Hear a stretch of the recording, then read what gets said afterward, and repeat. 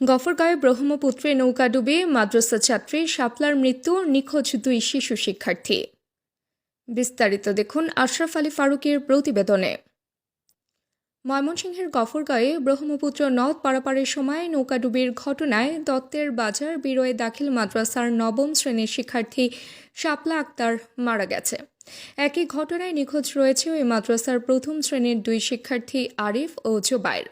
মঙ্গলবার সকাল 9টার দিকে উপজেলার পাগলা থানাধীন দত্তের বাজার ইউনিটের পুডির ঘাট এলাকায় এ মর্মান্তিক দুর্ঘটনা ঘটে। নিহত শাপলা আক্তার কিশোরগঞ্জ জেলার পাকুন্দিয়া উপজেলার চর আলগি গ্রামের মাইনুদ্দিনের কন্যা। তিনি দত্তের বাজার বিরোয় দাখিল মাদ্রাসার 9ম শ্রেণীর শিক্ষার্থী ছিলেন।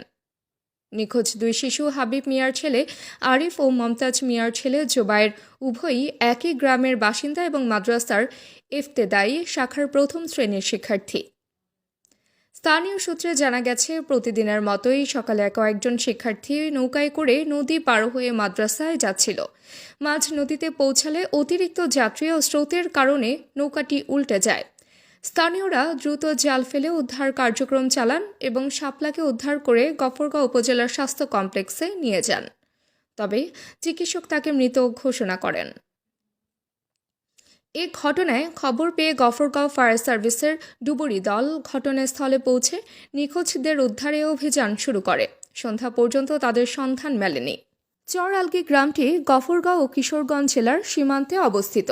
এলাকাটি চারদিক থেকে ব্রহ্মপুত্র নদে ঘেরা হওয়ায় নৌকা ছাড়া যাতায়াতের কোনো বিকল্প নেই। দীর্ঘদিন ধরে একটি সেতুর দাবি জানিয়ে এলেও মেলেনি কোনো বাস্তবায়ন। ফলে প্রতিনিয়ত ঝুঁকি নিয়ে নদী পার হচ্ছেন শিক্ষার্থীসহ গ্রামবাসীরা। এলাকাবাসীর দাবি, বারবার প্রাণহানির ঘটনা ঘটলেও সংশ্লিষ্ট কর্তৃপক্ষ কার্যকর কোনো উদ্যোগ নিচ্ছে না। তারা দ্রুত সেতু নির্মাণ ও নিরাপদ যোগাযোগ ব্যবস্থা গড়ে তোলার দাবি জানিয়েছেন। স্থানীয় প্রশাসনের পক্ষ থেকে জানানো হয়েছে, নিখোঁজদের উদ্ধারে অভিযান অব্যাহত রয়েছে এবং বিষয়টি গুরুত্ব দিয়ে দেখা হচ্ছে। আপনারা দেখছেন সমকালের কণ্ঠ। প্রতি মুহূর্তের খবর পেতে চোখ রাখুন সমকালের কণ্ঠে।